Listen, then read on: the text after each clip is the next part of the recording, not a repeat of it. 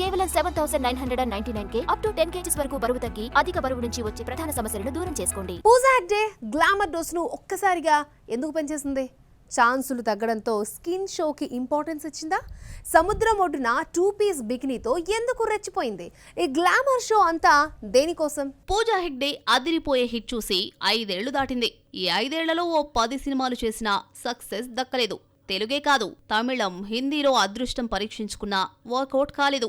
ముందు నుంచి glamour షోకు no చెప్పని పూజ లేటెస్ట్ హిందీ మూవీ హై జవానీతో ఇష్క్ హోనా హైతో మరింత రెచ్చిపోయింది. బాలీవుడ్ సినిమా హై జవానీతో ఇష్క్ హోనా హై కోసం బుట్టబొమ్మ పూజా హెగ్డే బికినీతో హీట్ ఎక్కించింది. ఈ ఫోటోలను పూజ షేర్ చేయగా వైరల్ అవుతున్నాయి. డేవిడ్ ధావన్ దర్శకత్వంలో వరుణ్ ధావన్, పూజా హెగ్డే, మృణాల్ ఠాకూర్ ప్రధాన పాత్రలో నటించిన ఈ రొమాంటిక్ కామెడీ మూవీ జూన్ 5న విడుదలవుతోంది. గతంలో దువ్వాడ జగన్నాథం కోసం స్విమ్ సూట్ లో కనిపించింది. వరుస ఫ్లాపులతో తెలుగులో ఆఫర్స్ మొహం చాటేసినా తమిళ, హిందీ సినిమాలతో కాలక్షేపం చేస్తోంది. కూలీలో వచ్చిన ఐటెం సాంగ్ ఆఫర్ ను మిస్ కాకుండా చేసేసింది. కూలీ ఫ్లాప్ అయినా పూజా మాత్రం సక్సెస్ అయింది. మోనికాగా పాపులర్ అయింది. పూజా హెగ్డే ప్రస్తుతం దుల్కర్ సల్మాన్ తో జత కడుతోంది. 5 ఏళ్లుగా 9 ఫ్లాపులొచ్చినా పూజాకు ఆఫర్స్ తగ్గలేదు.